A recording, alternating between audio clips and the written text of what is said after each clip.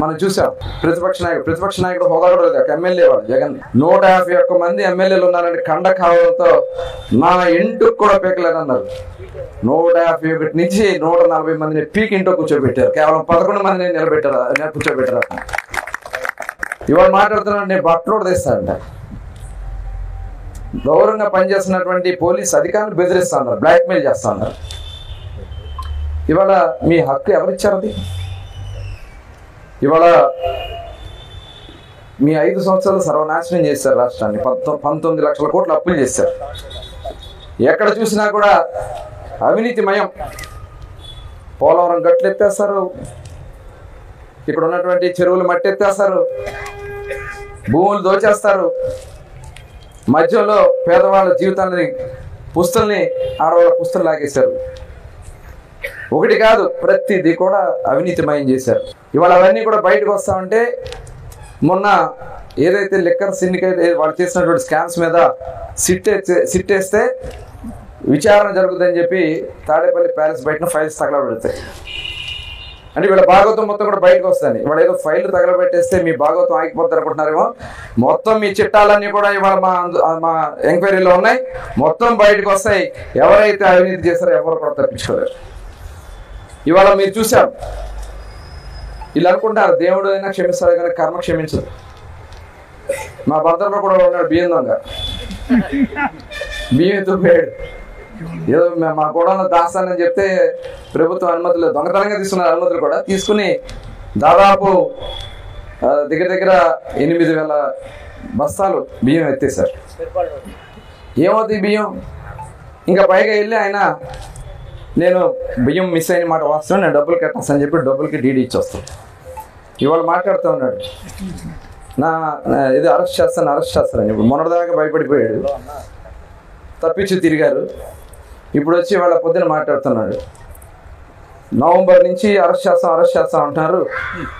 ఇప్పుడు అరెస్ట్ చేయమండి, నన్ను అరెస్ట్ చేయలేరు, నా చేతి మీద రోమం కూడా పీకలేరు. ఆడవాళ్ళు పక్కన ఉన్నారని కూడా సిగ్గు లేకుండా మాట్లాడుతూ ఉన్నారు వాళ్ళు. అట్లా మాట్లాడే జగన్మోహన్ రెడ్డి ఏమైనా చూసాం. రేపు పొద్దున మీ బతుకులు ఆల్రెడీ నిన్ను నీ కొడుకుని ఏం చేస్తారో చూసారు. ఇంకా రెడ్ బుక్ ఒక్కోడికి అక్కడ ఫోబియా పట్టుకుంది, నిద్ర పడతలేదు, మధ్యరాత్రులు లేసి ఉలికిపడి రెడ్ బుక్ అంటున్నారంట. ఇవాళ ఇక్కడ కూడా శాసనసభ్యుడిగా పనిచేసి ఎంత ఘోరంగా పనిచేస్తారో చూసాం, ఎంత ఘోరంగా మాట్లాడారో చూసాం.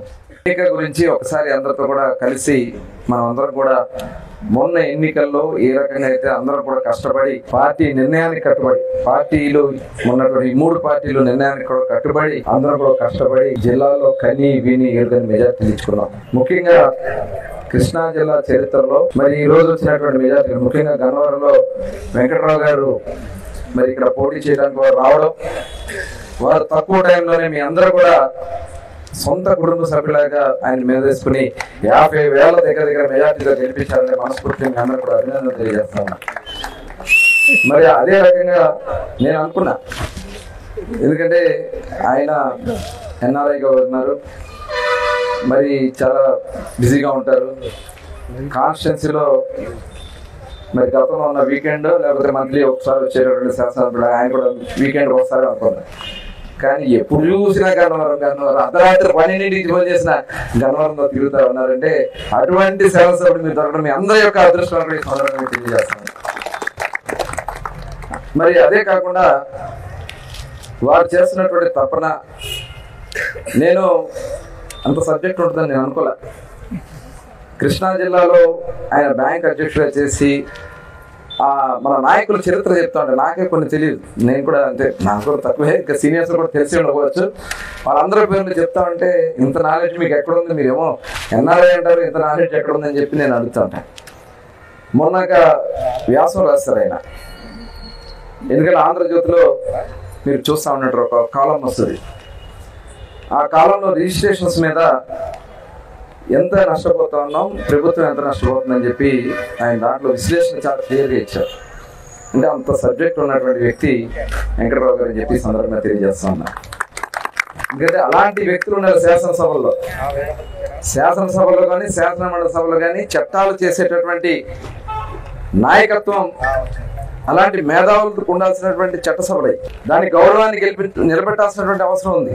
కొత్తలపల్లి సుందరయ్య గారు కానీ, అదేవిధంగా అనేక మంది మేధావులు, స్వతంత్ర సమరయోధులు, గౌతు లచ్చన్న గారు, ఇలాంటి వాళ్ళు ఆ సభల్లో చేసినటువంటి చర్చలు, చేసినటువంటి ప్రసంగాలు ఇప్పటికీ కూడా రికార్డ్స్ తీస్తే కనబడుతుంది. కానీ లాస్ట్ 5 years మనం చూసాం, ఏ రికార్డు చూసినా బూతులు పురాణమే. ఎవరు మోటన్నా బూతులే. ఆడు బూతు మాట్లాడితే వాడిని తీసుకెళ్లి మంత్రి పదవి ఇస్తారు. అట్లా చట్టసభలను అపహాస్యం చేశారు. శాసనమండలి చూసాం మనం. షరీఫ్ గారు నిజంగా ఆయన ముస్లిం సోదరులు అందరూ కూడా 5 పూటలు నమాజ్ చేస్తున్నారు, కానీ ఆయన 8 పూటలు నమాజ్ చేస్తారు. ఆయన అంత భక్తి ఉన్నటువంటి వ్యక్తి. గౌరవ ముఖ్యమంత్రి గారు చంద్రబాబు నాయుడు గారు వారిని శాసనమండలి చైర్మన్గా కూర్చోబెడితే అమరావతిని అపహాస్యం చేసి ఆయన ఆ రోజున 3 రాజధానుల విషయం మీద ఆ బిల్లు శాసనమండలికి వస్తే అటువంటి వ్యక్తిని కూడా ఎంత పరుష పదజాలంతో తూలనాడారంటే, మన జిల్లాకు సంబంధించినటువంటి సోకాల్డ్ ఎక్స్లు వాళ్ళు వెళ్ళి ఆయన మీద మాట్లాడినటువంటి భాష, ఆయన మీద మాట్లాడినటువంటి విధానం, అసలు నువ్వు ఎవరికి పుట్టావరా ఆ టైప్లో ఆయన పెద్ద మనిషిని పట్టుకుని వాళ్ళు మాట్లాడారంటే నిజంగా అంత దుర్మార్గం ఒకసారి మనం ఆలోచించాలి.